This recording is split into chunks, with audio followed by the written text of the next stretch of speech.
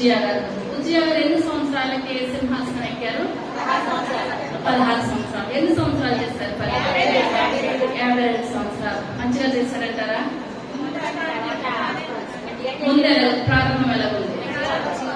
ప్రారంభం మంచిగానే ఉంది. ఎండింగ్ స్టార్టింగ్ బాగుంది, ఎండింగ్ బాగాలేదు. ఉజ్జియా అనగా అర్థం యెహోవా నా బలం. ఉజ్జియా తల్లి పేరు ఎకోలి అనగా యెహోవా శక్తి, యెహోవా రక్షణ. ఉజ్జియా తండ్రి పేరు అమజ్య అనగా యెహోవా బలం. మంచి పేరునా? మంచి పేరు. మన పేరు మన పేరు మంచి పేరు తగ్గ జీవితం మనం ఏం చేయాలంటే జీవించాలి. ఈ యొక్క దినాన్ని మనం చెప్పుకునే వాక్యము దానియేలు గ్రంథము 5వ అధ్యాయము మొట్టమొదటి వచనం. అధిపతులలో 1000 మందికి గొప్ప విందు చేయించి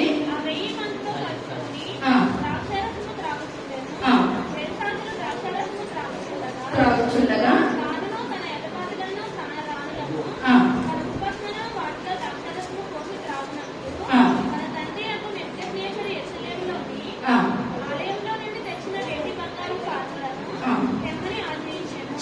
చిన్న ప్రార్థన చేసుకున్నాం.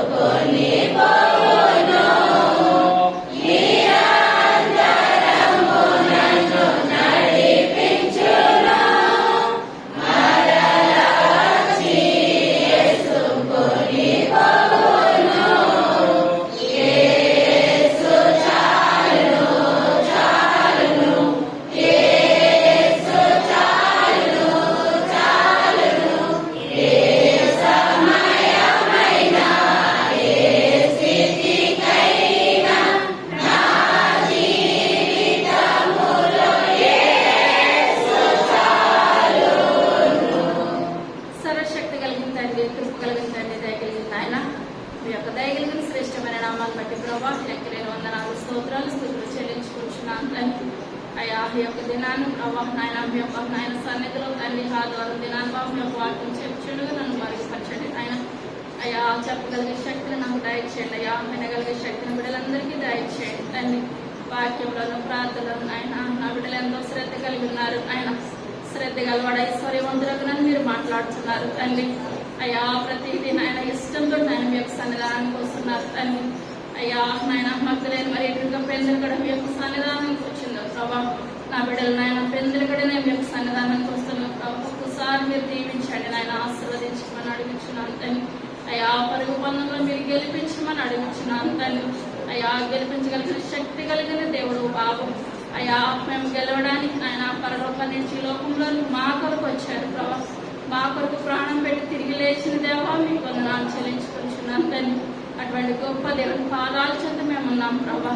అయ్యా కృప చూపించండి, అయ్యా దయ చూపించండి అని ఈ యొక్క ఆరాధన ఆదరించేందుకు నాయన ఈ యొక్క సన్నిధిలో మీకు దీవెనకరంగా మహిమకరంగా ఆశీర్వాదకరంగా అయ్యా మా అందరికి మీరే దయచేసి మహిమ గంత ప్రభావాలు పొందమని త్వరగా రాబోచున్న యేసయ్య నామములో పెట్టుకుంటున్నాము తండ్రి. చదువుకున్నాడు మన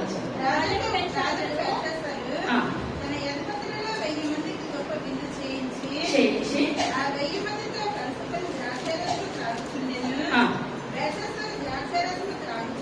త్రాగుచుండగా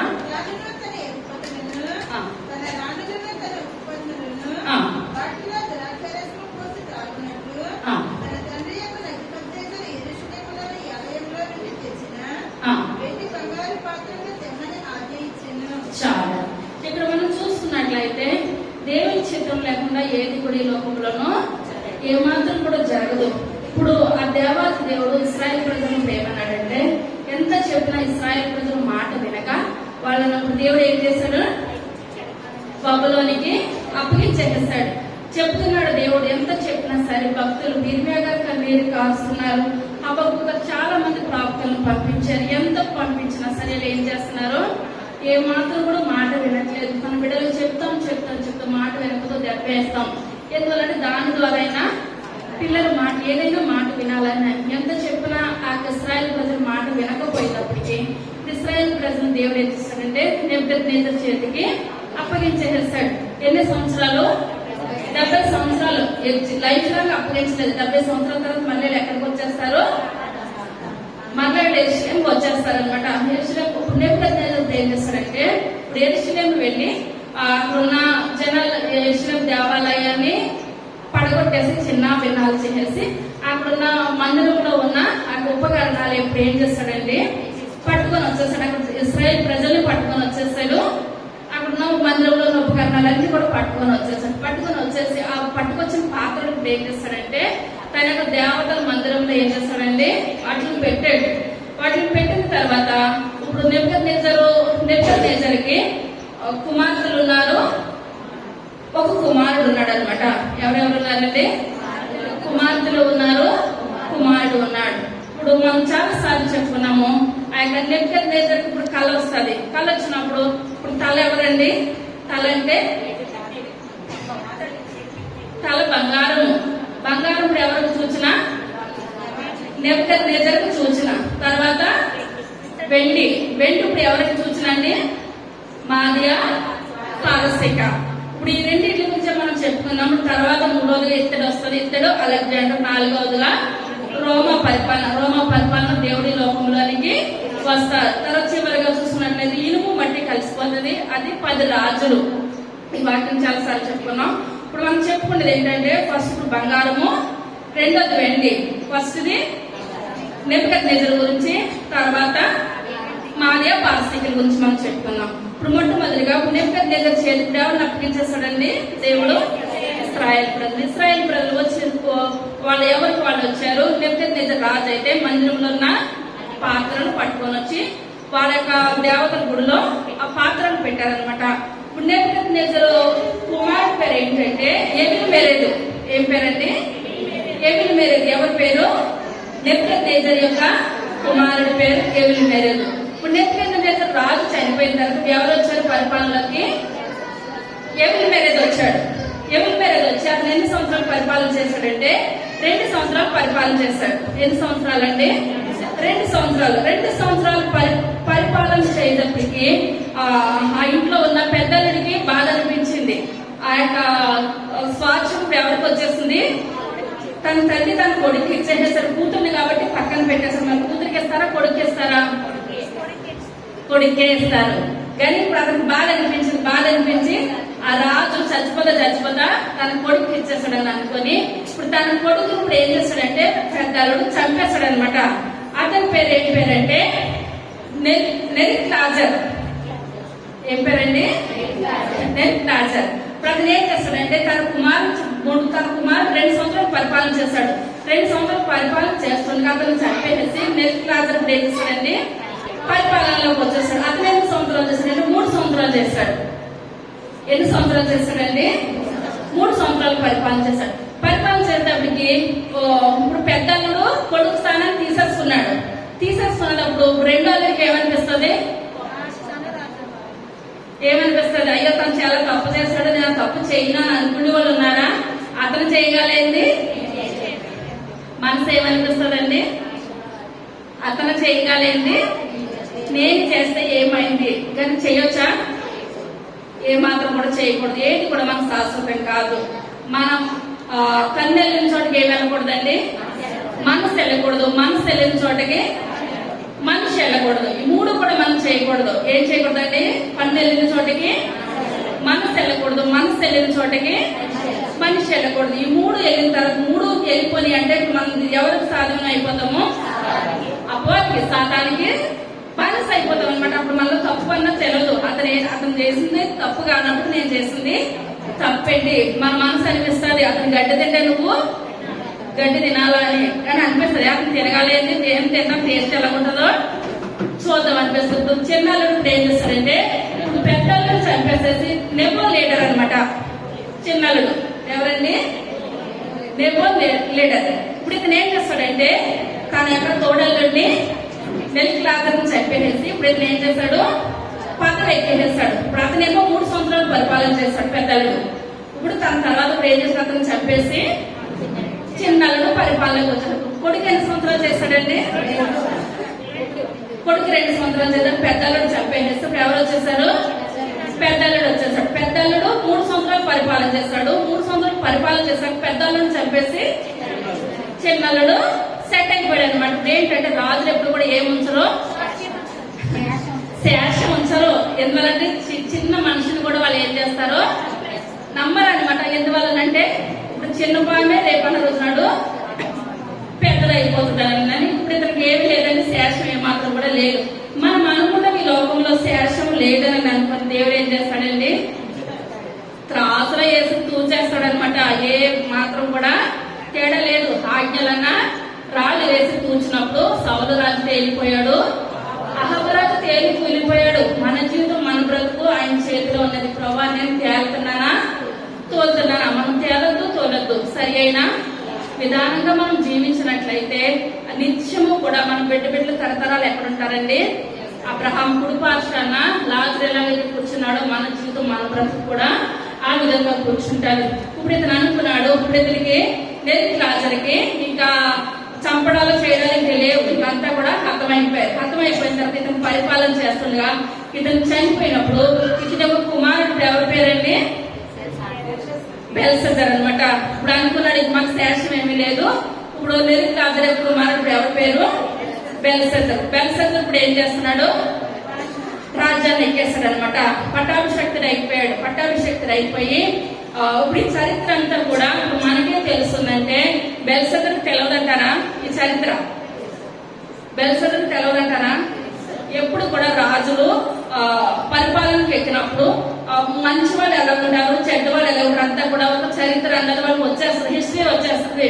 దాన్ని బట్టి వాళ్ళు ఏం చేస్తారు, పరిపాలన చేస్తూ ఉంటారు. ఇక్కడ ఇంతమంది మంచి వాళ్ళు ఉన్నారు, ఇంతమంది చెడ్డ వాళ్ళు ఉన్నారు. ప్రతి దాన్ని బట్టి వాళ్ళు ఏం చేస్తారంటే వాళ్ళ యొక్క పరిపాలన ప్రవర్తన తీరు మారుస్తూ ఉంటారు. ఇప్పుడు దాని కుమారుడు ఎక్కేసిన తర్వాత తన కుమారుడు అనుకున్నాడు, నా ముందు వాళ్ళు ఏదో ఒకరు చంపుకున్నారు, కొట్టుకున్నారు, నాకైతే శేషం ఏమీ లేదు, చంపిది లేదు, కొట్టిది లేదు, ఇంకేది చేసినా కూడా నా ఇష్టమే, నా ఇష్ట ప్రకారంగానే వెళ్తాను తప్పించి నేను ఎవరి మాట కూడా వినే ప్రసక్తి నాకెంత మాత్రం కూడా లేదు అని అనుకున్నాడు. లేదని అనుకొని ఇప్పుడు ఇతను ఏం చేస్తున్నాడంటే ఒక విందు ఏర్పాటు చేస్తాడు అనమాట.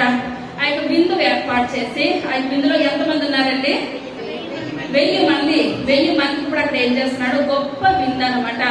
ఇలాంటి చిన్న చిత్తగా విందు కాదు, గొప్ప విందు ఏర్పాటు చేసి ఆ యొక్క విందుకి వాళ్ళ ఇంట్లో పాత్రలు లేవండి, ఎన్నో రకాలుగా ఉన్నాయి. ఎందువల్లంటే నాశనానికి ముందు ఏం నడుస్తుంది, గర్వం నడిచేస్తుంది. మళ్ళీ ఎప్పుడైతే గర్వం నడిచేసిన గర్వం పతనానికే సూచన. మనకి గర్వం లేనంత సేపు కూడా మంచిగానే ఉంటాం. ఎప్పుడైతే సాతానుడు మనలో గర్వాన్ని పుట్టించాడో అది పతనానికే సూచన. ఇప్పుడు ఇతను అనుకున్నాడు, ఇప్పుడు ఏది చేసినా నా ఇష్టం అనుకొని యెరూషలేములోంచి తెచ్చిన దేవాలయంలో ఉన్న ఆ యొక్క పాత్రలను పట్టుకొని ఇప్పుడు ఏం చేస్తున్నారండి, తాగుతున్నారు, ద్రాక్షరసం తాగుతున్నారు.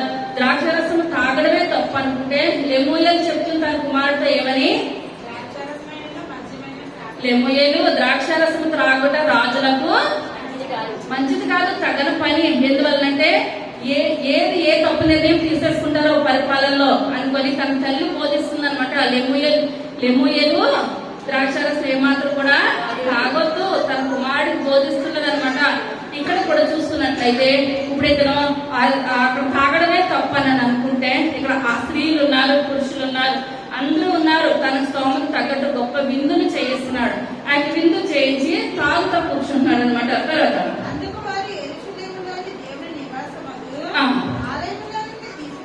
తీసుకొని తెచ్చి ఉంచగా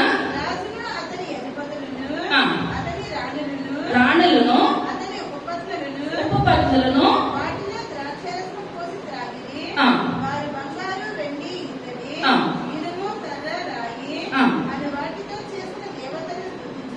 స్తుతించుచు ద్రాక్షారసము త్రాగుచుండగా ఆ.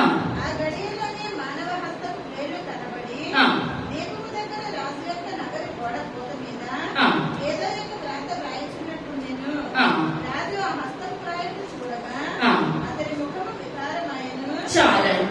ఇప్పుడు వాళ్ళు ఏం చేస్తారంటే రాజులు యుద్ధానికి వెళ్ళాలనుకున్నా ఏది చేయాలనుకున్నా సకినాన్ని చూపించుకుంటారు. ఆ యొక్క దినాల్లో ఆ యొక్క బబులోనీలు ఏం చేస్తారంటే వాళ్ళకి సెంటర్ లో పెద్ద గోడ ఉండేది అనమాట. ఆ గోడ దగ్గర ఆ ప్లేస్ లో ఏం చేస్తారంటే సకినాలు చూపించుకొని మేము యుద్ధానికి వెళ్తున్నాము, గెలుస్తామా గెలమా అని చెప్పించుకొని ఇప్పుడు వాళ్ళు చెప్పింది ఇప్పుడు వాళ్ళ యొక్క పద్ధతి ఏంటంటే ఏదైతే సగ్నాలు చూపించారో సగ్నాలు ఇప్పుడు ఏం చేస్తారు గోడ మీద వ్రాస్తారు. ఆ గోడ మీద వ్రాస్తేనే ఇప్పుడు వాళ్ళకి ఏంటండి అది లెక్క. ఇప్పుడు మన నోటితో చెప్పేస్తామంటే గుర్తుండొచ్చు, వెంటనే కొంతమంది మర్చిపోతారు. కొంతమంది ఇప్పుడు ఇక్కడికి వస్తారు దర్శనం చెప్పమంటారు, నేను చెప్తాను, నేను చెప్పిన నేను ఆ రోజు మర్చిపోతాను. ఇంకో 10 సంవత్సరాలు అయిన తర్వాత వస్తారు అంటే మీరు ఆ రోజు అలా చెప్పారు కదా జరిగింది, ఏం చెప్పానండి అంటే మీరు ఇలాగా అన్నారన్న విషయం నేను ఆ రోజే మర్చిపోతాను. కానీ అమ్మ నేను ఈ విధంగా చెప్పాను అనుకో మనకు సంతోషం అనిపిస్తుంది. ఏసయ్య అయితే తిన్నాను నాతో మీరు ఏదో చూపించారా మాట్లాడారా, నేనైతే మర్చిపోయిన వాళ్ళు ఏం మాత్రం కూడా మర్చిపోలేదు. ఎందువల్ల అంటే దాన్ని మనం ఎత్తిపెట్టి మనం ఏం చేయాలండి ప్రార్థన చేయాలి. ప్రతిదీ కీడైతే తొలగించిన ఆయన ఈ కీడు నుంచి గొప్ప విడుదల దయచేయండి. మేలైతే త్వరలో అందుకునే గొప్ప ధన్యతను దయచేయండి. అందుకున్న తర్వాత నాలో ఏముండొద్దు, గర్వం గాని అహంకారం గాని ఏది కూడా నాలో ఎంత మాత్రం కూడా ఉండదు. మనం ఎదిగి కొద్ది మనం ఏం చేయాలండి బతకాలి. ఒదిగి కొద్ది దేవుడు మనల్ని గొప్పగా దీవిస్తాడు, ఆశీర్వదిస్తాడు. ఇప్పుడు గోడ మీద చేతితోటి గొప్ప చేవ్రాత కలిగింది. ఇప్పుడు ఏంటంటే ఇప్పుడు తినుచూ త్రాగుతూ విందులు వినోదాలు చేసే దగ్గర దేవుడు ఉంటాడా, దేవుని స్తుతించిన దగ్గర దేవుడు ఉంటాడా? దేవుని స్తుతించే దగ్గరే ఉంటాడు. కానీ మనకు ఉన్నది ఎంతో ఉన్నది కనుక మనం విందులు వినోదాలు చేస్తాక దేవుడు ఎంత మాత్రం కూడా పంచాడు. అది ఆదికాండము 6వ అధ్యాయము మొట్టమొదటి వచనం.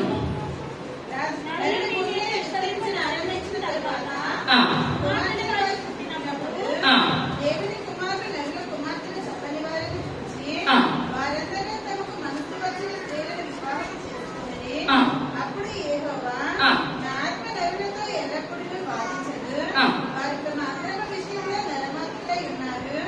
అయినను వారి దినముల 120 ఏళ్లగున నేను ఆ దినములలో నెఫీలులను వారి భూమి మీద నుండి తరువాతను ఉండిరి. దేవుని కుమారుడు నరుల కుమార్తెలతో పోయినప్పుడు వారికి పిల్లలను కనని. పూర్వకాలమందు పేరు పొందిన శూరులు వీరే, నరుల చరిత్రము భూమి మీద గొప్పదని. చాలండి, అది కూడా మీరు ఇంటికి చదవండి. ఇప్పుడు అక్కడ ఎలాగుందండి నోవాహు దినాల్లో చెడ్డగా ఉన్నారు, తింటున్నారు, తాగుతున్నారు, అయితే విందులు వినోదాలు. అసలు పాపం ఎలాగంటే భయంకరమైన పాపం ఏలుబడి చేస్తుంది. పాపం ఏలుబడి చేస్తుందని దేవుడు అనుకున్నాడు. ఇప్పుడు వాళ్ళు ఎంత కూడా మారలేని ప్రజలు, ఎంత మారుదాం అనుకున్నా మారలేదు. అటువంటి దినాల్లో నీతిమంతుడు యథార్థంగా ఎవరున్నారండి? నోవాహు ఒక్కడే కాదు, తన భార్య న్యాయంగా ఉంది, తన కుమారులు ఉన్నారు, తన కోడళ్ళు ఉన్నారు. అంతమంది జనాల్లో వాళ్ళ కుటుంబమే నీతిగా న్యాయంగా ఉన్నది. దేవుడు వాళ్ళ కుటుంబాన్ని రక్షించాడు.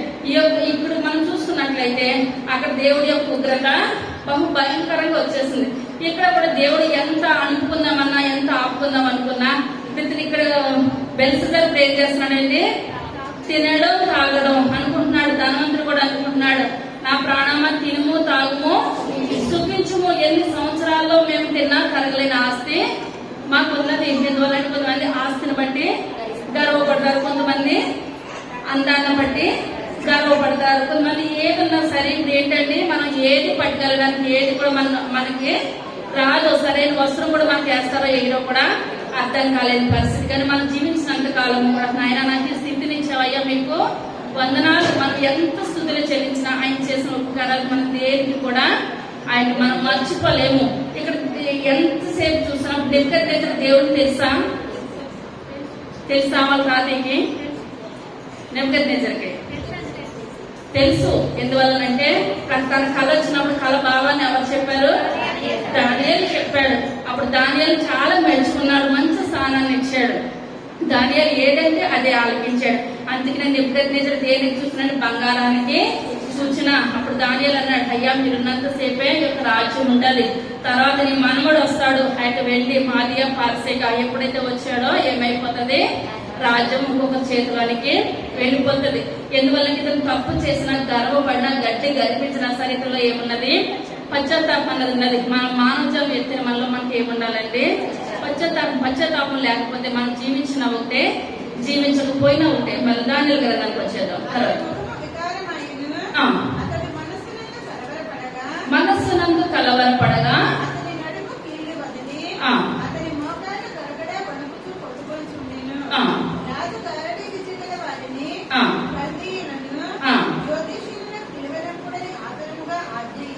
ఆజ్ఞ ఇచ్చి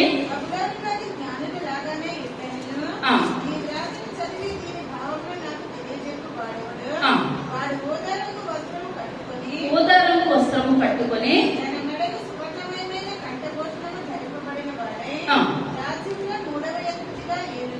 రాజ్యంలో ఎన్నో వ్యక్తి అంటే మూడో వ్యక్తి. రాజ్యంలో మూడో వ్యక్తి అంటే మొదటి వ్యక్తి ఎవరు? మొదటి వ్యక్తి నెబుకద్నెజరు తీసేస్తారు. ఎందుకంటే కూతురు వంశం వచ్చేసింది ఇక్కడ. అర్థమవుతుందంటారా? మొదటి ఎవరు? నెబోలేడు అనమాట. ఇతని తండ్రి చిన్నల్లుడు. మొదటి స్థానం ఎవరిది? నెబోలేడు. తన తండ్రి స్థానం తన తండ్రికి ఇచ్చారు. రెండో స్థానం ఎవరు? బెల్షస్సరు. రెండో స్థానం ఎవరికి వచ్చిందండి? ఎందువల్లంటే ఇప్పుడు నెబుకద్నెజరు ఇంటి పేరు వేరు, కూతురు ఇంటి పేరు వేరే కదా. ఇప్పుడు నెబుకద్నెజరు లెక్కకు రాడనమాట. చరిత్ర ప్రకారం చూసినట్లయితే ఇప్పుడు మొదటి స్థానం ఎవరిది? నెబోలేడు తండ్రి స్థానం. రెండో స్థానం ఎవరిది? బెల్షస్సరు రెండో స్థానం. మూడో స్థానం ఎవరికి ఇస్తానంటున్నాడండి? ఎవరైతే చెప్తే వాళ్ళకి ఇస్తాను. మూడో స్థానాన్ని వాళ్ళకి ఇస్తాను. వాళ్ళకి ఉదారక వస్త్రాన్ని వేయించి, ఇంకా రాజు ఏ ఘనకార్యాలైతే సత్కార్యాలైతే తన స్థితిని బట్టి చేస్తాడో ఆ సత్కార్యాలన్నీ కూడా మూడో స్థానాన్ని నేను వాళ్ళకి దయచేస్తానని. ఇప్పుడు మొట్టమొదటి ఎవరిని పిలుస్తున్నాడంటే సగుణ గాండ్రులను, గారెడు విద్యలు చేసే వారిని, జ్యోతిష్కులను అందరినీ పిలుస్తున్నాడు. ఎప్పుడైతే ఆ యొక్క వ్రాత గోడ మీద రాయబడిందో ఇప్పుడు ఇతనికి ఏ మాత్రం కూడా అర్థం కావట్లేదు. ఏంటి చేతి యొక్క హస్తం వచ్చి ఇలా రాసేసింది ఏంటి, అసలు దీని వెనకాల ఏమున్నది, నేను తెలుసుకోవాలని తనలో తను ఏమవుతున్నాడంటే కలవరి పడిపోతున్నాడు. తర్వాత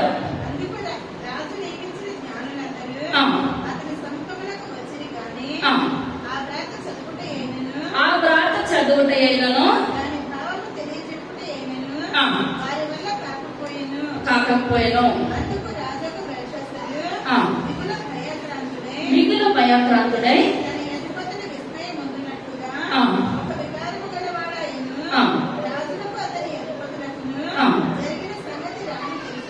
రాణి తెలుసుకుని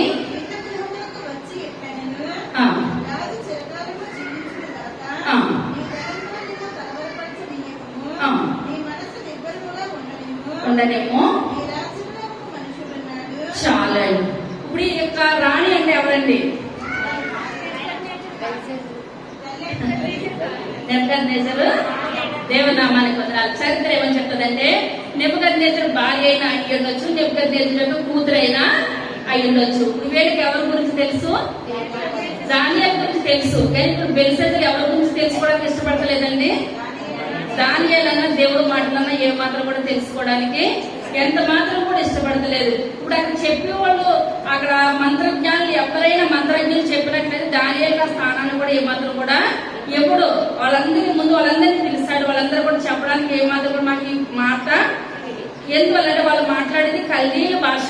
ఇప్పుడు అది దేనిలో రాయబడిందంటే హెబ్రీ భాషలో రాయబడి ఉన్నది. ఏంటి ఏమైనా దేవుని యొక్క మాట ఎవరికి అర్థమవుతుందండి? దేవుని బిడ్డలకే అర్థమవుతుంది. ఇప్పుడు అక్కడ జంతువులు ఉంటాయి, ఏ ఒక్క జంతువు స్వరం ఆ పిల్లలకే అర్థమవుతుంది, బయట వాళ్ళకి ఏమాత్రం కూడా అర్థం కాదు. ఇక్కడ దేవునితో సాంగత్యం దానియేలుకు ఉన్నది కనుక ఆ వ్రాత ఎవరికి అర్థమవుతుంది? దానియేలుకి అర్థమవుతుంది, కానీ మిగిలిన వాళ్ళకి ఏమాత్రం కూడా అర్థమయ్యే పరిస్థితి లేదనమాట. కానీ ఇక్కడ తన తల్లి అవి ఉండొచ్చు, నెబుకద్నెజరు భార్య అయ్యి ఉండొచ్చు, లేకపోతే నెబుకద్నెజరు యొక్క కూతురు అయ్యి ఉండొచ్చు. కానీ ఇప్పుడు ఇప్పుడు ఏమంటుంది? అయ్యా వీళ్ళ ఎవరి వల్ల కూడా కాదు. అప్పుడు ఇలాగే నెబుకద్నెజరు గారికి నీ యొక్క తాతకి ఈ రకంగా కలొచ్చినప్పుడు తన బాబాని ఎవరు చెప్పారు? దానియేలు. మన రాజ్యంలో దానియేలు ఉన్నాడు, దానియేలు నువ్వేం చేయాలి? పిలవనంపాలి. ఇప్పుడు రాజ్యంలోకి వచ్చినప్పుడే ఇతరన్నీ కూడా తెలుసుకొని ఉంటాడు. ఆ తాతకి వచ్చిన కళ భావం చెప్పడము, 3వ అధ్యాయంలో ఆ అగ్నిగుణంలో వేసేస్తారు. అగ్నిగుణంలో వేసినప్పుడు ఏమైందండి, షడ్రక్ మెషక్ అబేద్నెగోలను అగ్నిగుణంలో వేసినప్పుడు వాళ్ళ తల వెంట్రుక కూడా ఏమాత్రం కూడా కాలలేదు. దేవుడు వాళ్ళని సేఫ్ గా బయటకి విడుదల దయచేస్తాడు. ఇవన్నీ వెనుకుంటే రాజ్యం ఎక్కేస్తాడంటారా? ఏమాత్రం కూడా చేయడు. అదే అది విగ్రహారాధన పరంగా అయినట్లయితే వీళ్ళకి ఇతను ఎంతో సంతోషించింది, దేవుని పరంగా అయింది కనుక ఇప్పుడు ఇతను ఏం చేస్తున్నాడంటే ఏం కాదులైనా దాన్ని ఏం చేస్తున్నాడండి పక్కన పెట్టేస్తున్నాడు. ఒక్కొక్కసారి మనం అనుకోండి విసర్జించినదే తనకు మొదలై అయిపోతుంది అనమాట. ఇప్పుడు ఏదైతే పక్కన పెట్టేస్తున్నాడు ఆ దానియలే ఇప్పుడు ఆ కలభావం ఆ యొక్క వ్రాతను చెప్పడానికి ఇప్పుడు దానియలే అవసరం అవుతున్నాడు. ఇప్పుడు ఆ దానియలు పిలువనంపించారు అనమాట. దానియలు చెప్తారట,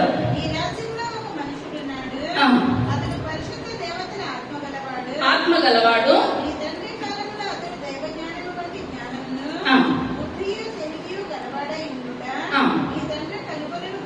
కనుగొనను గనుక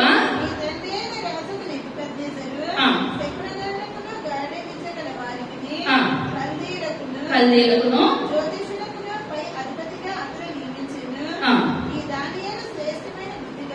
శ్రేష్టమైన బుద్ధి గలవాడై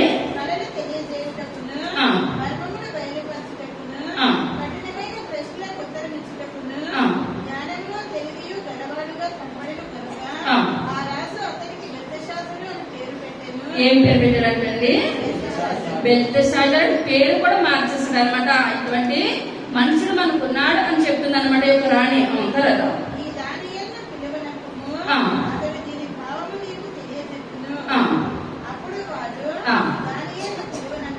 పిలువనంపించింది.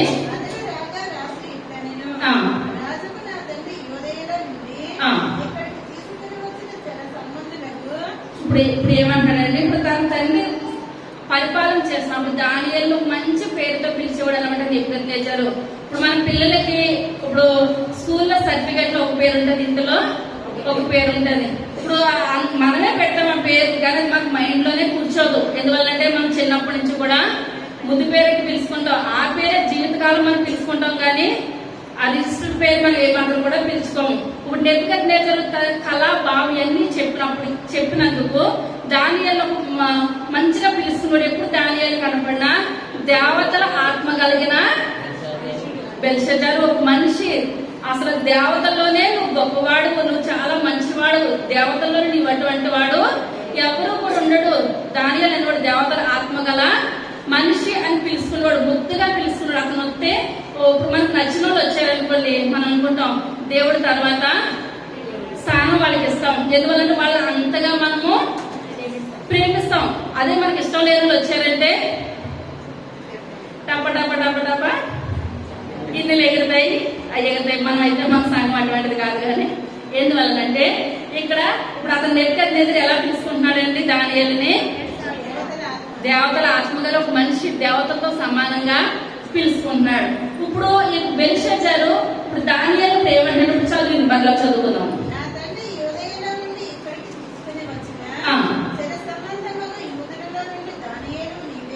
చాలా ఇప్పుడు అయితే ఏదో చెర సంబంధంగా వచ్చారని తెలుసా ఇతనికి. ఎందుకంటే ఇప్పుడు ఇతనికి లోకం ఏంటంటే ఇలా తినడానికి లేని స్థితిలో నా తండ్రి ఇక్కడికి తీసుకొని వచ్చాడు. నా తండ్రి లెగమంటే లెగాలి, నా తండ్రి కూర్చోమంటే కూర్చోవాలి. ఇప్పుడు మనం పైన అధికారులు ఉన్నారనుకోండి, వాళ్ళు మనల్ని ఎలా చూస్తారో నీచిగా అక్కడ కూర్చో, అక్కడ ఇక్కడ కూర్చో. అది ఏంటంటే అది మనం ఒకరికి పెట్టమో చేయమో, ఆ మాట మనకి ఏం కావాలి, గౌరవాన్ని ఇవ్వాలి. అతను వస్తున్నారంటే కొంతమంది ఎంత ఆఫీసర్ అయినా సరే, ఎంత తక్కువ పని చేసే వాళ్ళైనా, తుడిచే వాళ్ళైనా సరే ఏమంటారు, ఏమండి ఇది కాదు, అది కాదు. ఆ మాటలోనే మనం ఎంత పని అయినా చేసేస్తాం. కై అంటే అది ఇష్టం అని పెంచదు అనమాట. ఇక్కడ కూడా ఇప్పుడు తండ్రి ప్రేమ తీసుకొచ్చిన తండ్రి ఏమంటున్నాడో, దేవతల ఆత్మగల దానియేలు అనేటప్పుడు దానియేలుకి ఏం కలుగు, ఇప్పుడు ఎవరిని బట్టి ఘనత దానియేలుకి, దేవుని బట్టి ఘనత. దేవుడు ఆ కళ భావం చూపించాడు కనుక, దేవునితో అంత సాంగత్యం ఉన్నది కనుక దేవుని బట్టి ఘనత ఎవరికి వచ్చింది, దానియేలుకి వచ్చింది. ఇప్పుడు ఇతనే అంటున్నాడు, నా తండ్రి తెర సంబంధంగా తీసుకొని వచ్చాడు కదా. ఇప్పుడు ఆ యొక్క దినాల్లో ఇప్పుడు తండ్రి ఏంటంటే అబ్రహాం, ఇస్సాకు, యాకోబులు తండ్రి అంటారు. అబ్రహాం నా తాత అన్నాడా? మనందరం ప్రార్థన చేస్తున్నాం. అబ్రహాం తాత, ఇస్సాకు తాత అంటున్నామా?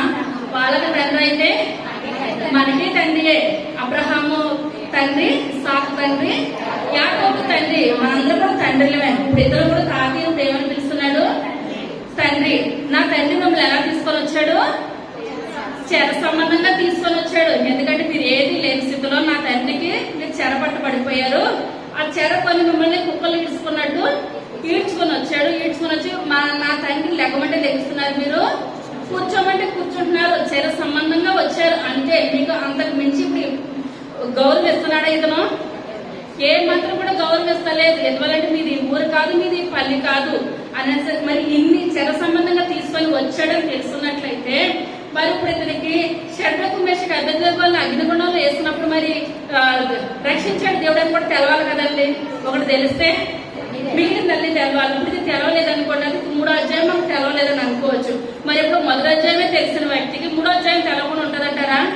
కానీ అన్ని తెలుసు. కానీ దేవుడు అంటే ఏమి లేదు, భయం లేదు, భక్తి లేదు, రెండూ కూడా లేదు. దేవునికి ఏమాత్రం కూడా ఇతను తన మనసులో కానీ తన జీవితంలో కానీ స్థానం ఇస్తలేదు. కానీ అప్పుడు అనుకుంటున్నాడు, నువ్వా మా అమ్మమ్మ ఏదో చెప్తుంది, దానియాలు అంటేనే నీచనం అనమాట. నువ్వా చెర సంబంధంగా వచ్చారు కదా, మీరా నువ్వు ఇటువంటి కూడా చెప్తావా? ఇంత నీచకంగా చెప్తావా అంటే ఏమనిపిస్తుందండి? కొంతమంది వస్తారు నా దగ్గరికి ప్రార్థనకి, నాకు ఇటువంటి నమ్మను కానండి. మరి నమ్మకపోతే ఎందుకు వస్తాం ఇక్కడికి? నాకు టైం వేస్ట్, వాళ్ళకి టైం వేస్ట్. ప్రొద్దున నుంచి ఎప్పుడో రాత్రికి వెళ్తాను నేను. ఎందుకంటే టైం వేస్ట్ పనులు ఇక్కడ చేయొద్దు. మనం ఏం చేయాలి? నమ్మి విశ్వాసం కలిగితేనే రావాలి, ప్రార్థన చేయించుకోవాలి, చూడాలి. అంతే తప్పించి నమ్మకం లేకుండా మనం ఏది కూడా చేయలేము. నమ్మాలి పరిపూర్ణంగా దేవుళ్ళలోకి వచ్చి దేవుడి శక్తిని పొందుకొని యేసయ్య నా జీవితం బయటకు వస్తుందా రావట్లేదా, ఇందులో మీ మాటలు ఉన్నాయా లేవా అనుకోవాలి. మనసులో అనుకొని డ్రాప్ అయిపోవాలి, వెళ్ళిపోవాలి. ఆ మాట నా దాకా రావద్దు. నాకు ఇష్టం లేదు గాని అంటే గాని అన్నప్పుడు ఇక్కడికి ఎందుకు? కానీ ఏమాత్రం కూడా రావద్దు. ఇప్పుడు ఇతను కూడా అంటున్నాడు చెర సంబంధంగా వచ్చారు గాని ఏదో మా తల్లి మా రాణిగా చెప్పమంటారు కనుక చెప్పు అంతే. అంతకు మించి ఇతరులో ఏమి లేదండి. ఏమాత్రం కూడా పశ్చాత్తాపం అన్నది కానీ ఏది లేదు. మనలో పశ్చాత్తాపం లేనప్పుడు దేవుడు ఏం చేస్తాడు? 4వ అధ్యాయంలో తన తాతనే దేవుడు ఏం చేస్తాడు? చదువుకుందాం. 4వ అధ్యాయము 27వ వచనం.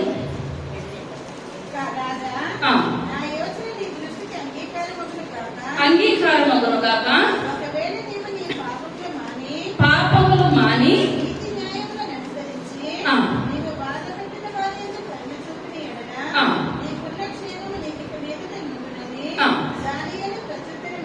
ఇచ్చెను.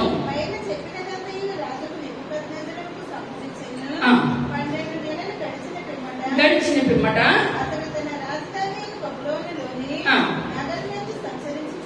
సంచరించుచుండగా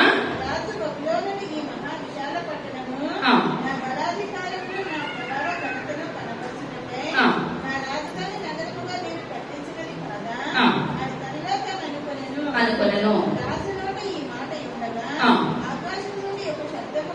వచ్చెను.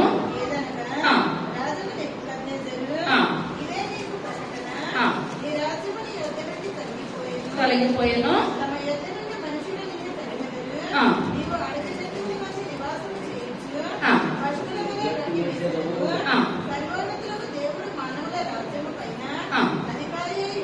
అధికారి అయి ఉంది.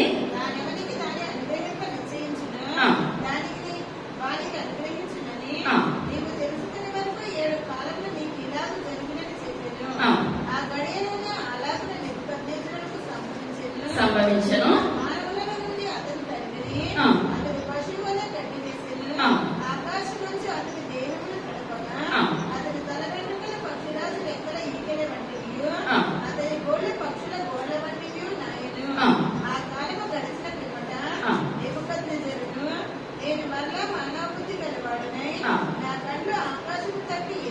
చాలండి. ఎప్పుడైతే అహంకారం వచ్చినప్పుడు దేవుడు ఏం చేశాడండి?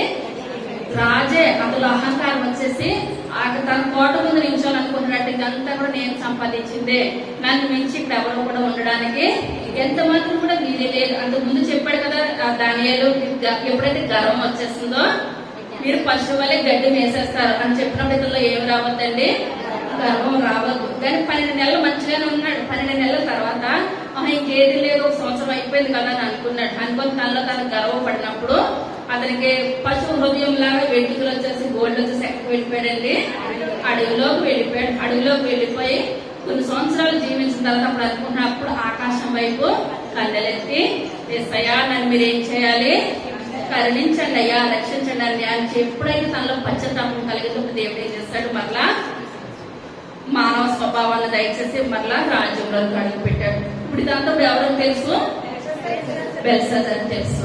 కానీ తెలిసినప్పుడు నా తాతయ్య కూడా ఈ విధంగా చేస్తాడు, దేవుడు గట్టిగా అర్పించేస్తాడు, అతని కన్నా నేను గొప్పవాడిని కాదు, ఏది కాదు. ఇప్పుడు దానియేలుకి ఈ రకంగా చెప్తున్నాడు కానీ నాలో ఏం కలగాలి, పశ్చాత్తాపం కలగాలని ఏ మాత్రం కూడా ఇతరులో ఏ మాత్రం కూడా అనుకుంటట్లేదు. నాకేంటి నాకేంటి నాకేంటి ఇదే అనుకుంటున్నాడు. మనం చాలా సార్లు ఎరుకో గొడవల గురించి మనం చెప్పుకున్నాం. ఎరుకో గొడవలు ఎలా ఉంటాయని చెప్పుకున్నామండి,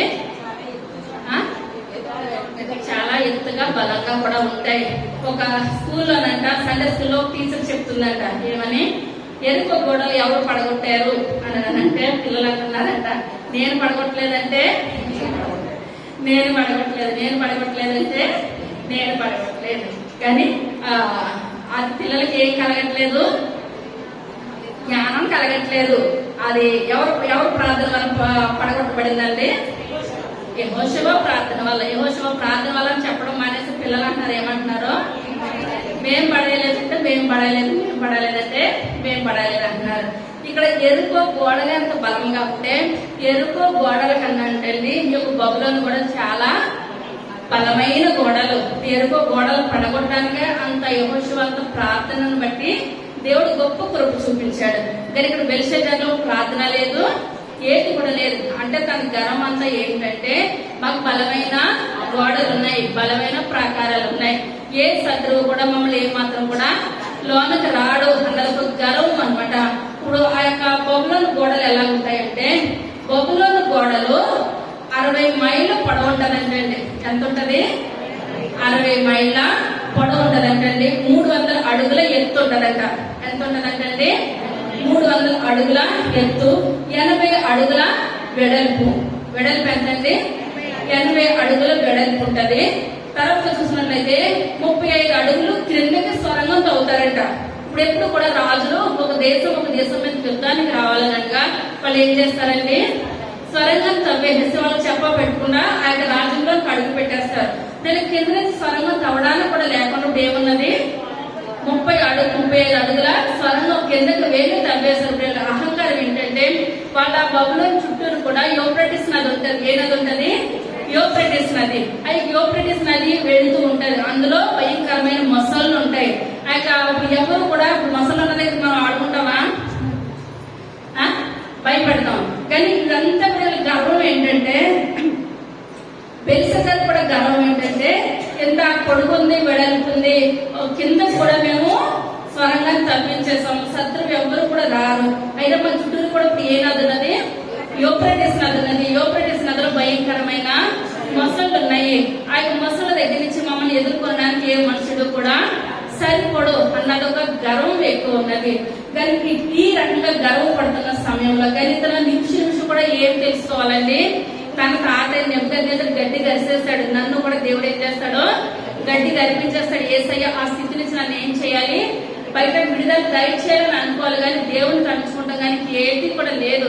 నాకు చుట్టూరు పెద్ద సెక్యూరిటీ ఉంది, లోన్ దాటించడానికి ఏ శత్రువు కూడా మా యొక్క పర్మిషన్ లేకుండా లోన్కి అడుగు పెట్టే విధానము ఎవరికి కూడా లేదు. ఈ రకంగా ఇప్పుడు ఇతను ఏం చేస్తున్నాడంటే బెల్షస్సర్ గర్వపడుతున్నాడు. అటువంటి గర్వపడుతున్న స్థితిలో ఇప్పుడు ఎవరు వచ్చేస్తారండి యుద్ధానికి, కోరేష్ వచ్చేస్తాడు అనమాట.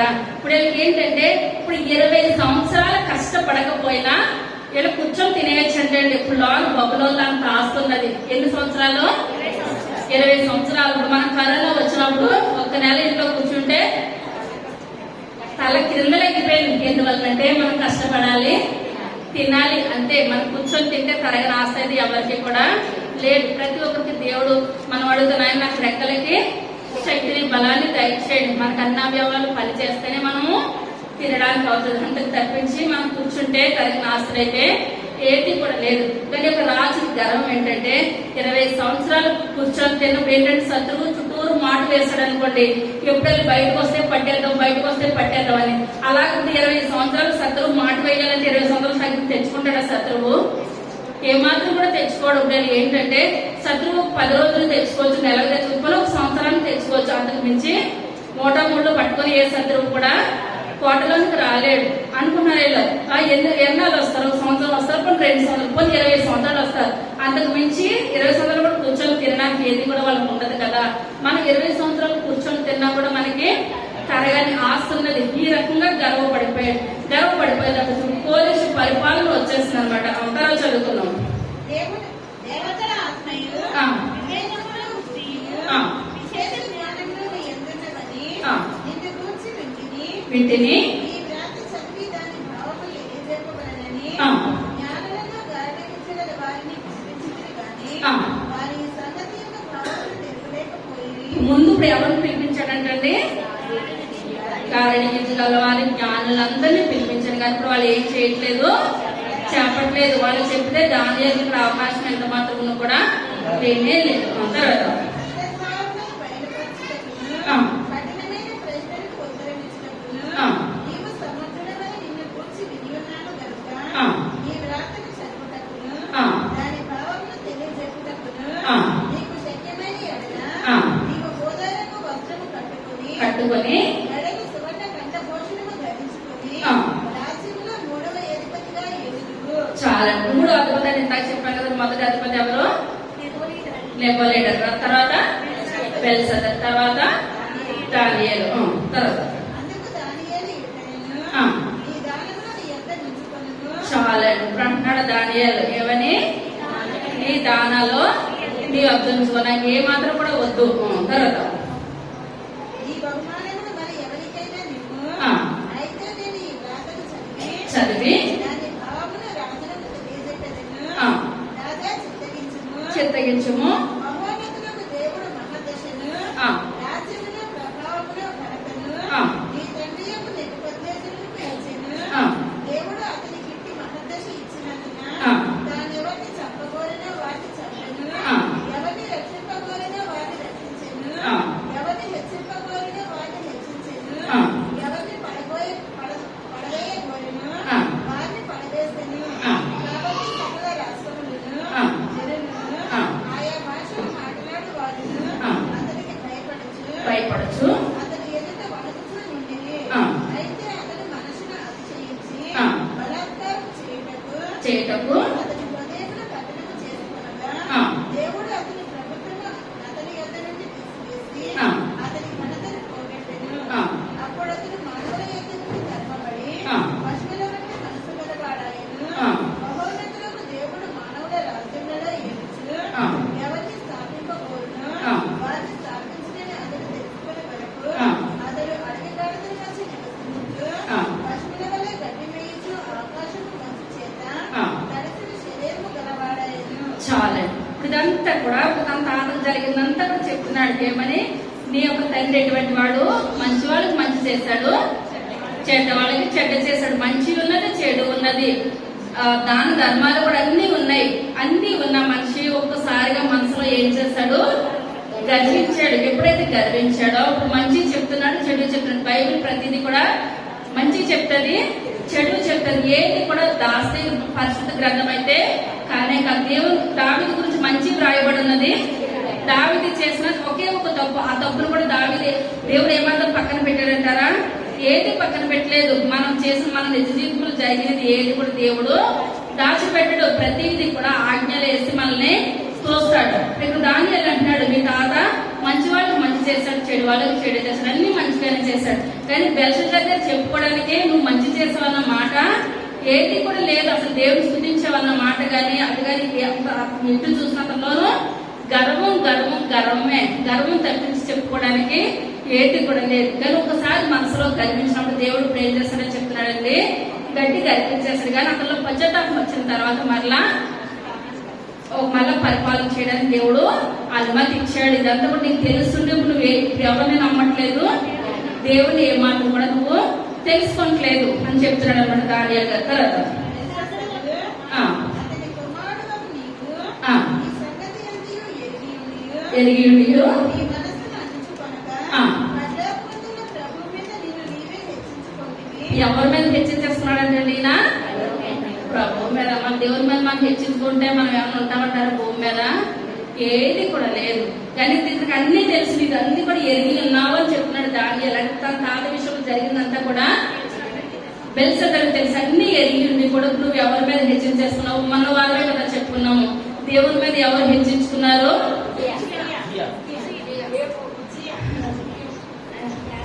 దేవుని మీద ఇంకా నేను గొప్పవాడిని అయిపోవాలని. సాతాను మిఖాయేలు మొట్టమొదటి దూత దేవుడినే ఏమనుకుంది? కిందకు తోసేయాలని అనుకుంది. దేవుని కన్నా గొప్ప స్థానం ఎన్నుకుంది. మనం ఎప్పుడు కూడా ఎవరికన్నా గొప్ప స్థానం ఎన్నుకోకూడదండి. దేవుని కన్నా గొప్ప స్థానం మనకి దేవుడి తర్వాతే స్థానమే. కానీ మనం నాయన మీ చిత్తమైతే అబ్రహాం కుడిపార్శ్వాన కొంచెం చోటు సహాయం దయచేయాలని అనుకోవాలి తప్పించి మన పితరులను కూడా గిట్టేయాలన్నది ఏది కూడా ఉండదు. వాళ్ళ తర్వాత స్థానాలే మనకి. ఆయన మాకు దయచేయండి ప్రభావ, మాకు దయచేయండి, మీ చిత్తమైతే మాకు అటువంటి స్థానాలు దయచేయండి అని కోరుకోవాలి అంతవరకే. కానీ ప్రతి ఏ స్థానం అనుకుంటున్నానంటే దేవుడే లేడు. దేవుడి కన్నా నేనే గొప్పవాడిని అనుకున్నాడు కనుక అక్కడ పాత్రలో ఇతను ఏం చేస్తున్నాడు? ద్రాక్షారసం తాగుతున్నాడు. తాగి దేవుడిని దూషిస్తున్నాడు. దేవుడు లేడు, కర్ర రాయి వీటన్నిటిని దేవుళ్ళని మొక్కుతున్నాడు. కానీ నిజమైన దేవుడు ఏమాత్రం కూడా తెలుసుకుంటారు.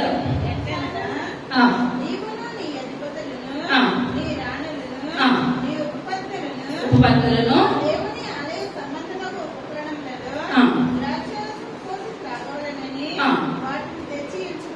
ఉంచుకొని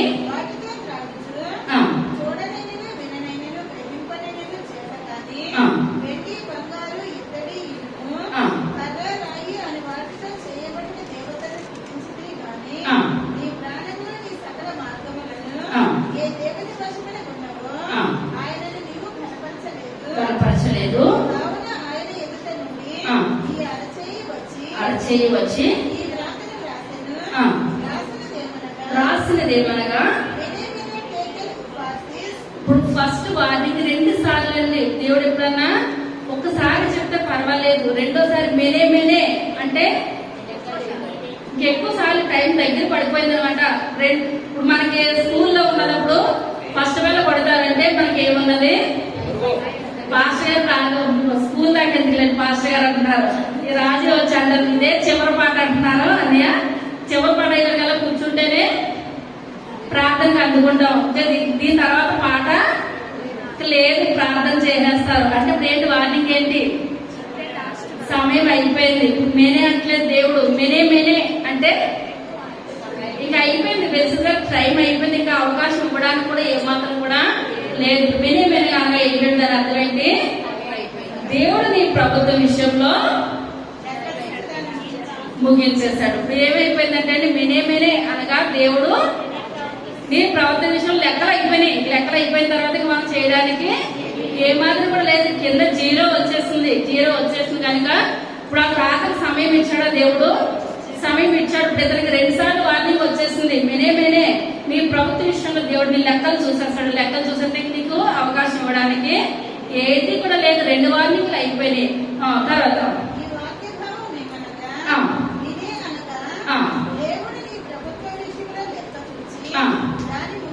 ముగించాను.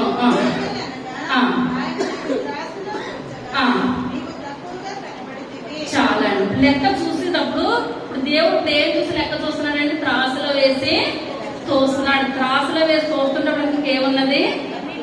తక్కువగా అసలు నువ్వు చేసిన దాన ధర్మాలు కానీ, మంచి కానీ, కార్యాలు కానీ, నువ్వు చేసిన ప్రార్థనలు కానీ ఏ మాత్రం కూడా లేవు. దానియేలు అంటున్నాడు తన తాత ఎటువంటి వాడు అంటున్నాడు? మంచి వాళ్ళకి మంచి చేశాడు. ఇతను చెప్పుకోవడానికి ఏమి లేదు, మంచి కూడా లేదు, ఇంకేది లేదు. అది తోచగా నీ దగ్గర కనపడింది ఏది కూడా లేదు. 3వదిగా పెరేస్ అనగా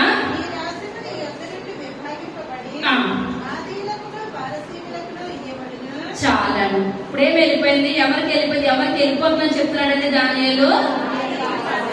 మాదీయులు పారసీకులకు అధిపతి ఎవరు? కోరేషు. దేవుని నామానికి వందనాలు. ఇప్పుడు అధిపతి కోరేషు. పలానా కూడా వచ్చేస్తున్నారు, వాళ్ళ దగ్గరికి వెళ్ళిపోతుంది అని చెప్పినప్పుడు కూడా ఇతరులో ఏమాత్రం కూడా కానీ ఏమనుకుంటున్నాడు? ఇక రాజ్యం పొడిగెత్తుంది, వెడల్పెత్తుంది, ఎత్తెత్తుంది, అడిగెత్తుంది, దాని చుట్టూరు ఏమున్నది? యూఫ్రటీస్ నది ఉందా, నదిలో ఏమున్నాయి, మొసళ్ళు ఉన్నాయనుకుంటున్నాడేమో. కానీ కోరేష్ వచ్చి ఏం చేశాడంటే యూఫ్రటీస్ నదిని మళ్లించేశాడు. ఏం చేశాడండి? యూఫ్రటీస్ నదిని మళ్లించేశాడు. ఎప్పుడైతే మళ్లించేశాడో మొసళ్ళు ఏమైపోయి, నీరు లేకపోతే మొసలు చచ్చి ఊరుకున్నాయి అనమాట. ఇప్పుడు చచ్చి ఊరుకుంటే ఇప్పుడు లోనికి ఎవరు ప్రవేశించేశారు? మాదీలు పారసీకులు. ఇప్పుడు వీళ్ళు వచ్చేసేసారు అనమాట. కోరేష్ పరిపాలన వచ్చేస్తుంది తర్వాత. వారు దానియేలుకు మొదలగు వస్త్రము తొడిగించి అతని మెడను బంగారపు హారము వేసి ప్రభుత్వం చేయుటలో అతని మూడవ అధికారి అని చాటించింది. ఆ రాత్రి అయితే కల్దీయుల రాజుకు బెల్షస్సరు మొదలాయెను. చాలా ఇప్పుడు ఇంత బాధలో కూడా ఇప్పుడు ఏమంటున్నాడంటే, చచ్చిపోయినప్పుడు కూడా ఒక మంచి పని చేశాడు. ఏం చేశాడు? దానియేలుకి సన్మానం చేశాడు. చేసినా చేయకపోయినా తర్వాత స్థానం ఎవరికి? దానియేలుకి ముందే తెలిసేసుకున్నట్టున్నాడు. కానీ ఏమనుకున్నాడంటే, మా తాత చేసిన దాంట్లో దానియేలుకి కొద్దో గొప్ప చేసినా దేవుడు ఏదైనా కరుణిస్తాడు అనుకున్నాడు. ఏమనుకున్నాడో కానీ ఇప్పుడు దానియేలు చెప్తున్నాడు, ఈ రాత్రికి సమయం లేదు, మినేమినే 2 సార్లు వచ్చేస్తుంది నీకు తీర్పు. ఇంక నీకు చేయడానికి కూడా అవకాశం దేవుడు ఏమాత్రం కూడా ఇవ్వట్లేదు. అవకాశం ఇచ్చినప్పుడు ఇతను ఎటువంటి వాడు? సద్వినియోగం చేసుకునే మనిషి అయితే ఎంత మాత్రం కూడా కాదు. మేము పగలు చెప్పాడు. ఆ రాత్రికే మాదీయ పారసీకులందరూ వచ్చేసారు. కోరేసినప్పుడు బెల్షస్సరు వాళ్ళు ఏం చేస్తారండి? తీసుకొని వెళ్ళిపోయారు. ఇప్పుడు కోరేష్ వచ్చేస్తున్నాడు. ఇప్పుడు కోరేష్ వచ్చేటప్పటికి తర్వాత మాదీయుడకు దర్యావేషు చాలా ఎన్ని సంవత్సరాలకు ఎక్కాడంటే 62 సంవత్సరాలు. 60 సంవత్సరాలు అయితే ఇప్పుడు ఏంటి? రిటైర్మెంట్ వయసు, ఆయాసము, దుఃఖమే, కూర్చొని తినే వయసు. కానీ ఇప్పుడు కోరేష్ 107 సంవత్సరాలకు అధిపతి. ఒక్కొక్క దేశాన్ని ఇప్పుడు అతను ఏం చేస్తున్నాడండి? స్వాధీనం చేసేసుకుంటున్నాడు, పట్టుకుంటున్నాడు. ఎల్లడంతో ఆ దేశాలు ఎవరు లోపడిపోతున్నాయి? కోరేష్ లోపడిపోతున్నాయి. ఎప్పుడైతే కోరేష్ లోబడి సమయం అయిపోతుంది, ఎప్పుడైతే కోరేష్ లోబడిపోతుందో ఇప్పుడు కోరేష్ ఇప్పుడు ఏం చేస్తున్నాడంటే, ఇప్పుడు ఒకటే రాజ్యం ఉందనుకోండి, ఒకటే సంస్థానం ఉందంటే ఇప్పుడు నేను పరిపాలన చేస్తానని కొట్టుకుంటారు. ఇప్పుడు ఇక్కడ నేను చేయాలని బొబ్బలోని రాజ్యం కొరకు ఆ దెబ్బ కొడుకుని అల్లుడు చంపేశాడు. పెద్దల్లుడిని చిన్నల్లుడు చంపేశాడు. ఎందువల్ల ఎన్ని కొట్టుకున్నా వాళ్ళకి వచ్చేది ఆ ఒక్క రాజ్యమే. ఆ ఒక్క రాజ్యం గురించి వాళ్ళు పాటలు పడాలి. వేరే రాజ్యాలు అయితే వాళ్ళకి ఏమాత్రం కూడా లేవు. ఇప్పుడు కోరేష్ ఏంటంటే ఒక్కొక్క దేశం మీదకి వస్తున్నాడు, యుద్ధం చేస్తుంటే ఇప్పుడు అతని వెనకాల ఉంటారు కదండి మనుషులు. ఇప్పుడు వాళ్ళకి ఇప్పుడు ఏం చేస్తున్నాడు? ఒక్కొక్క రాజ్యాన్ని ఇచ్చేస్తున్నాడు వెనకాల వచ్చిన వాళ్ళకి. ఇప్పుడు 62 సంవత్సరాలు. అతని పేరు ఏం పేరండి? దర్యావేషు అంటున్నాడు, ఇక నుంచి బబులోను నువ్వు తీసేసుకో. తన పిల్లలకి ఇవ్వట్లేదు. అక్కడ సంస్థానాధిపతులు ఉంటారు, చాలా మంది మంత్రులు ఉంటారు, అధిపతులు ఉంటారు. ఏ దేశం మీదకి వెళ్తుంటే అక్కడ ఒక్కొక్కరిని నువ్వు తీసేసుకో. ఇప్పుడు బబులోను ఎవరి చేతిలోకి వెళ్ళిపోయిందండి?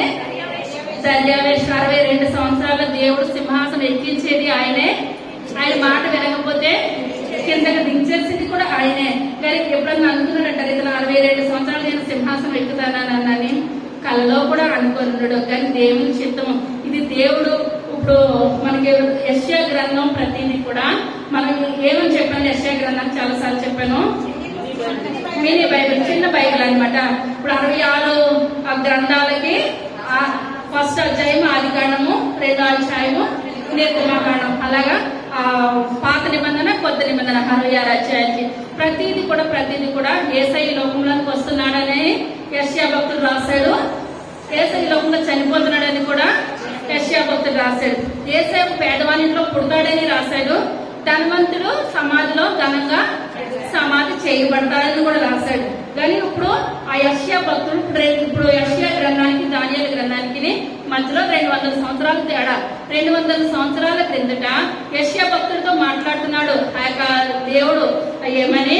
ఇప్పుడు నాకు మంచి మనిషి కోరేష్ వస్తున్నాడు. ఆ కోరేష్ ఇప్పుడు నేను ఏమి ఇచ్చేస్తున్నాను?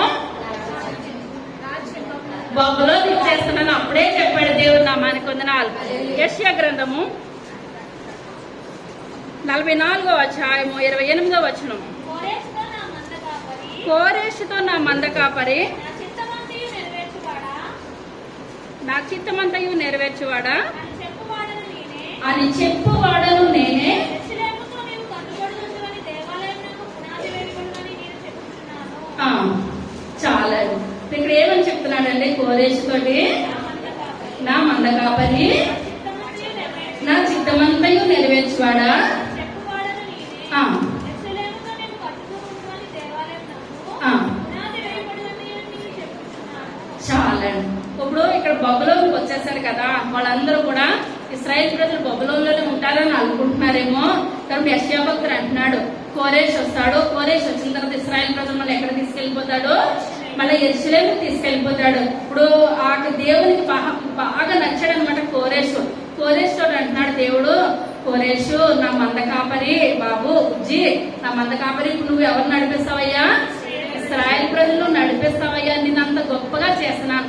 నడిపించడమే కాదు, అక్కడికి వెళ్ళిన తర్వాత యెరూషలేము దేవాలయం ఎవరి చేతితో కట్టబడుతుంది? నీవు అక్కడ ఆజ్ఞ ఇస్తే యెరూషలేము దేవాలయము కట్టబడుతుంది. 200 సంవత్సరాల క్రిందటే దేవాతి దేవుడు యెషయా భక్తుడు తెలియపరచడు. 45:1. అతని పక్షంలో జనములను జయించుటకు ఆ. నేను అతని కుడి చేతిని పట్టుకొని ఉన్నాను. చాలా దేవుడు నామానికి వందనాలు. ఇప్పుడు ఇంత చెయ్యాలని అంటే ఇప్పుడు కోరేష కుడి చేతిని ఎవరు పట్టుకున్నారంటే అండి? దేవుడు పట్టుకున్నాడు. మన చేతిని దేవుడు పట్టుకున్నట్లయితే మన చుట్టూ ఎంతమంది శత్రువులు ఉన్నప్పటికీ కూడా విజయం ఎవరిదే? యుద్ధం యెహోవాదే. యెహోవాయే యుద్ధాన్ని చేస్తాడు, మనం ఏది చేయవసరం లేదు. ఇప్పుడు గిద్యోను యుద్ధం చేశాడు, కత్తులు కరటాలు పట్టుకున్నాడా? కుండ డ్యూటీ తోటే అక్కడ గొప్ప విజయం వచ్చేసింది. ఇప్పుడు ఎరుకో గోడలు కుప్పగూలిపోయిన ఏమన్నా పట్టుకున్నారా వాళ్ళు? ఏది పట్టుకోలేదు. అక్కడ యుద్ధం చేసింది కూడా దేవాకి దేవుడు. ఇప్పుడు మొట్టమొదటి యుద్ధం రెబేలియంలో జరిగింది. అక్కడ మోషే చేతులు ఎత్తినప్పుడు ఇశ్రాయేలీలు గెలిచేవారు, మోషే చేతులు దించినప్పుడు ఇశ్రాయేలీలు ఓడిపోయారు. కానీ మోషే చేతిలో దేవుని హస్తము పట్టుకున్నది. ఇప్పుడు మనం ఏ విషయంలో కూడా మనం ఎంత ఆర్థిక పరిస్థితుల్లో మనం వెళ్ళిపోతున్నప్పటికీ కూడా మనం ప్రార్థన చేసుకోవాలి, ప్రభా నా యొక్క హస్తాన్ని నువ్వు పట్టుకో నాయన, నాకు హస్తాన్ని మీరు పట్టుకున్నట్లయితే నాకు గొప్ప విజయం కలుగుతుంది. నీ వాక్యం చదువుతున్న చాలా సంతోషిస్తాను. ఈ యొక్క దినాన్ని నా కుమార్తె ఎగ్జామ్ రాయడానికి వెళ్ళింది, ప్రార్థన చేశాను, అయ్యా కోరేష్ కుడి చేతిని పట్టుకున్నట్లు నా కుమార్తె కుడి చేతిని పట్టుకోవయ్యా అని ప్రార్థన చేసినప్పుడు మా అమ్మాయి బయట వరకు వచ్చేసిన తర్వాత బయటకు వచ్చిన తర్వాత ఇప్పుడు దానియేలు, యెషయా గ్రంథం, ఇర్మియా ఇవన్నీ కూడా వచ్చేస్తాయి. కోరేష్ అంతకి ఆ పిల్లకి కొత్త వచ్చింది. అమ్మ సి క్యాప్టెన్ నువ్వు ఏదో చెప్పావు కదా, ఆ పేరేంటి ఎగ్జామ్ హాల్లో 2 గంటల ముందు లోను పంపించేస్తారు. ఆ పదం పట్టుకుని నేను ఏం చేస్తాను? ప్రార్థన చేస్తాను. అయ్యా కోరేష్ కుడి చేతిని పట్టుకున్నావు కదా, నా కుడి చేతిని పట్టుకోమని ప్రార్థన చేస్తానంటే నేను అన్నాను కోరేష్ అమ్మా, కోరేష్ అని అనుకోవాలంటే కోరేష్ అనుకుంటా వెళ్ళింది. ఎందువల్లంటే మనం చెయ్యి ఆర్థిక ఇబ్బందులు వెళ్తుందా, సరైన జీవితం విధానం మనకు లేదా, మనం ఏమనుకోవాలండి? అయ్యా కోరేష్ కుడి చేతిని పట్టుకున్నావయ్యా, నా కుడి చేతిని పట్టుకోండి అయ్యా అన్నట్లయితే ఆయన కుడి చేతిని పట్టుకున్న దేవుడు మన కుడి చేతిని కూడా పట్టుకోవడానికి ఆయన సిద్ధంగా ఉన్నాడు. ఇప్పుడు ఒక్క బబులోనే జయించలేకపోయాడు కదా ఎవరతను? బెల్షస్సరు. మరి కోరేష్ ఇన్ని దేశాలని జయించుకుంటూ వచ్చేసినటువంటి దానికి కారణం ఏంటి? దేవుడు కోరేష్ కుడి చేతిని పట్టుకున్నాడు కనుకనే అతను నిమిషంలో ఆట ఆడినట్టు దేశాలని జయించేస్తే వచ్చేసినట్టు వెళ్తాం. రాజుల నడికట్లు విప్పెదను,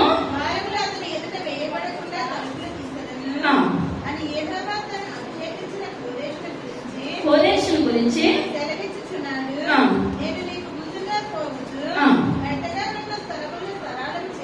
సరాళం చేసేదను, ఇత్తడి తలుపులను పగలగొట్టేదను. చాలా.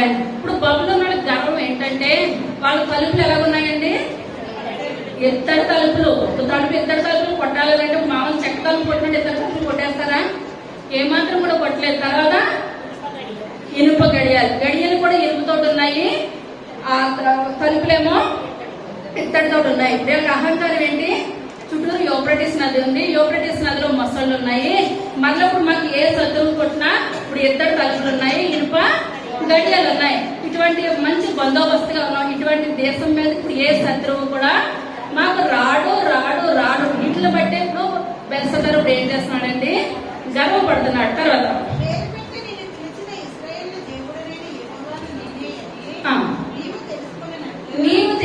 తెలుసుకున్నట్లు అంధకార స్థలంలో ఉంచబడిన నిధులను, ఆ. రహస్య స్థలములలోని మరుగైన ధనమును నిధించెదను. చాలండి. ఇప్పుడు ఆ నెబుకద్నెజరు ఎక్కడెక్కడి నుంచో పట్టుకొచ్చాడు కదండి అంధకారంలో ఉన్న ధనమును. ఎక్కడెక్కడ ఉన్న ధనమునంతా ఇప్పుడు ఎవరికి ఇచ్చేస్తానంటున్నాడండి దేవుడు? కోరేష్కి ఇచ్చేస్తానంటున్నాడు. ఇప్పుడు వీళ్ళు ఎక్కడెక్కడి నుంచో దాచుకున్నారు. అతను అనుకున్నాడు నెబుకద్నెజరు యెరూషలేం దేశం మీదకే వెళ్ళిపోయారు, అందరినీ పట్టుకొచ్చేస్తాడు కదా. ఇప్పుడు ఎక్కడికి వెళ్ళినా మాషే అపజయం లేదని అనుకుంటున్నారు. అనుకున్న ఒక దేశానికి నేను ఏం చేస్తాను, నీకే ఇచ్చేస్తాను. నీకే ఇచ్చేస్తాను అంటే ఇప్పుడు కోరేష్ కుర్చేది ఎవరు పట్టుకున్నారు? దేవాది దేవుడు పట్టుకున్నట్టు కదా. నా సేవకుడైన యాకోబు నిమిత్తము, ఆ. నేను ఏర్పరచుకున్న ఇశ్రాయేలు నిమిత్తము, ఆ. నేను నీకు పేరు పెట్టి నిన్ను పిలిచితిని. పిలిచితిని. నీవు నన్ను ఎరుగకపోయినప్పటికీ నీకు బిరుదునిచ్చితిని. ఆ. నేను యెహోవాను, నేను యెహోవాను. మరి ఏ దేవుడినూ లేడు. ఆ. నేను తప్ప ఏ దేవుడినూ లేడు. ఆ. తూర్పు దిక్కు నుండి పడమటి దిక్కు వరకు ఆ. నేను తప్ప ఏ దేవుడినూ లేడని ఆ. జనులు తెలుసుకున్నట్లు, జనులు తెలుసుకున్నట్లు నీవు నన్ను ఎరుగకపోయినప్పటికీ నిన్ను సిద్ధపరచుతిని. చాలేదు. అంటే కోరేష్ దేవుడు ఎవరో తెలవదంటండి. దేవుడు ఎవరో తెలవనప్పుడే, కోరేష్ తల్లి గర్భంలో ఉన్నదప్పుడే దేవుడు ఏం చేశాడు? ఇశ్రాయేలు ప్రజలు విడిపించడానికి తల్లి గర్భంలో ఉన్నదప్పుడే నిర్మించేస్తాడు. దేవుడే కోరేషు అని పేరు పెట్టేసేస్తాడు. ఇప్పుడు ఇక్కడ దేవుడు మాట్లాడుతున్నాడు, కోరేషు నువ్వు తల్లి గర్భంలోనే నేను నిర్మించుకున్నాను. నువ్వు ఇశ్రాయేలు ప్రజలకి వీటిని నడిపిస్తావు. అక్కడ యెరూషలేములో దేవాలయాన్ని నీ ద్వారా కట్టిస్తావు అంటారు. నీవు నన్ను ఎరుగకపోయినప్పటికీ ఆ. నిన్ను సిద్ధపరచుతిని. సిద్ధపరిచితని. యెహోవాను నేనే, యెహోవాను నేనే. నేను తప్ప మరి ఏ దేవుడునూ లేడు. ఆ. నేను వెలుగును సృజించువాడను, ఆ. అంధకారంలో కలుగజేయువాడను, ఆ. సమాధానకర్తను, సమాధానకర్తను. వీడిని కలుగజేయువాడను నేనే. ఆ. యెహోవాను నేనే వీటన్నిటినీ కలుగజేయువాడను. ఆ. ఆకాశ మండలము నీతిని కురిపించినట్లు ఆ. అంతరిక్షమా, 6వ వచనం చదవండి. తూర్పు దిక్కు నుండి పడమటి దిక్కు వరకు. ఆ. నన్ను తెలుసుకున్నట్లు ఆ. నీవు నన్ను ఎరుగుకుంటున్నప్పటికీ నిన్ను స్థిరపరచుతిని. ఆ. యెహోవాను నేనే, యెహోవాను నేనే. నేను తప్ప మరి ఏ దేవుడునూ లేడు. ఆ. నేను వెలుగును సృష్టించువాడను. చాలండి. తర్వాత 47వ అధ్యాయము 6వ వచనం. నా దాని మీద కోపపడి ఆ. నా స్వాస్థ్యమును అపవిత్రపరచి ఆ. వారిని నీ చేతికి అప్పగించుకుని, నీ చేతికి అప్పగించి తిని. నీవు వారి యందు కనికరపడగా ఆ. వృద్ధుల మీద నీ కాడి ప్రాణులు మిక్కిలి బరువుగా మోపుతుంది. చాలండి. ఇప్పుడు ఈ యొక్క వచనం ఏంటంటే, సమయం అయిపోయినంత చదివించలేదు, ఇక్కడికి వచ్చేస్తాను. ఇప్పుడు దేవాది దేవుని యొక్క మాట ఇప్పుడు ఎవరు వినలేదండి? కోరేష్ వినలేదా?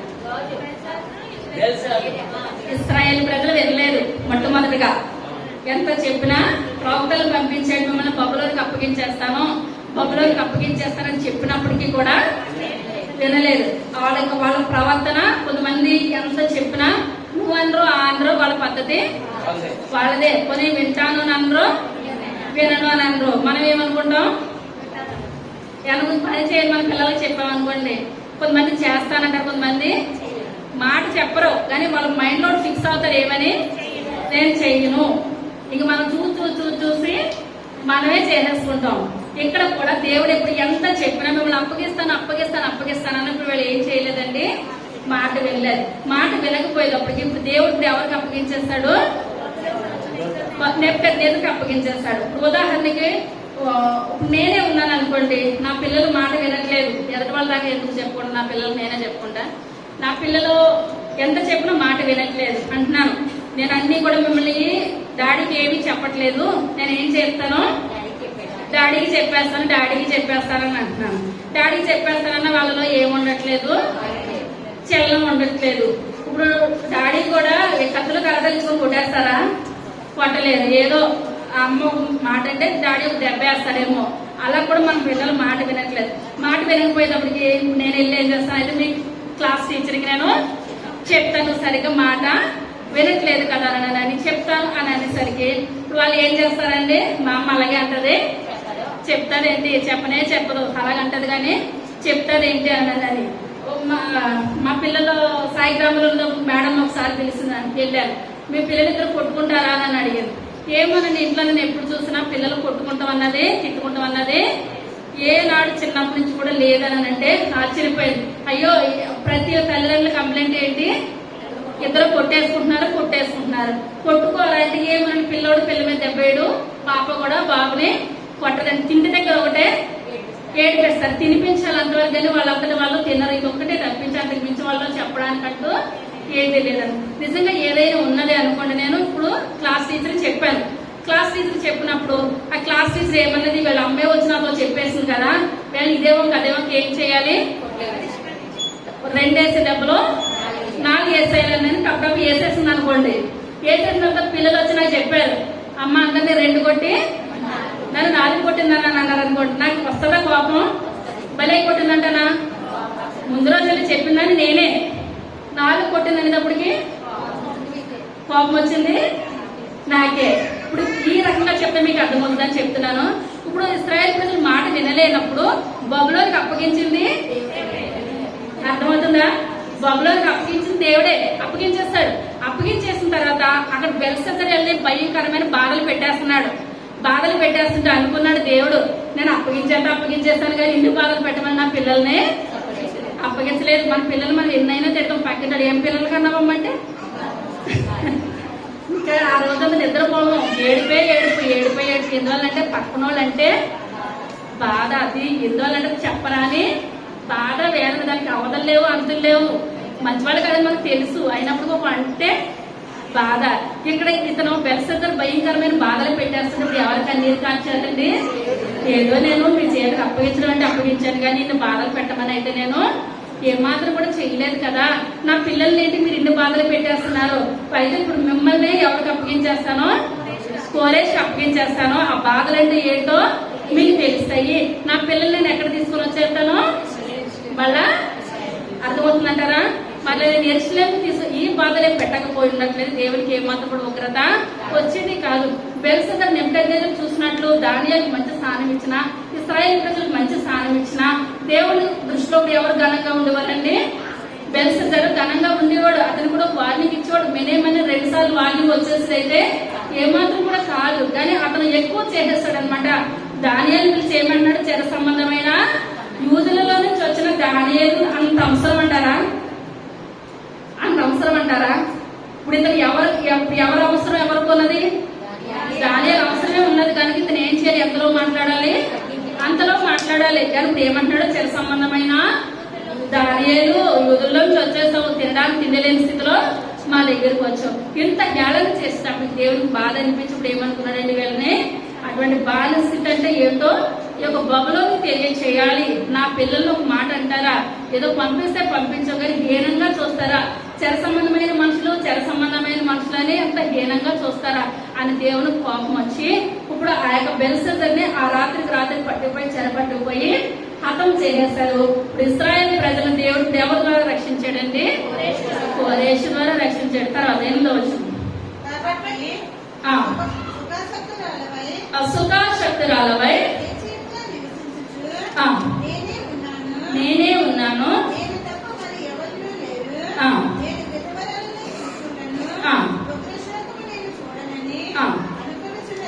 అనుభవించున్నదానా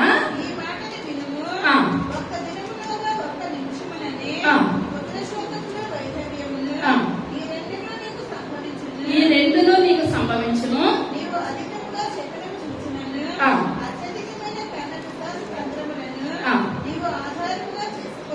ఆధారముగా చేసుకున్నాను.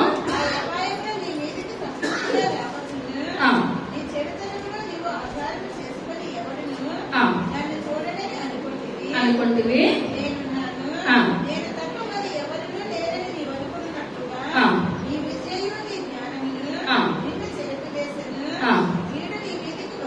వచ్చును.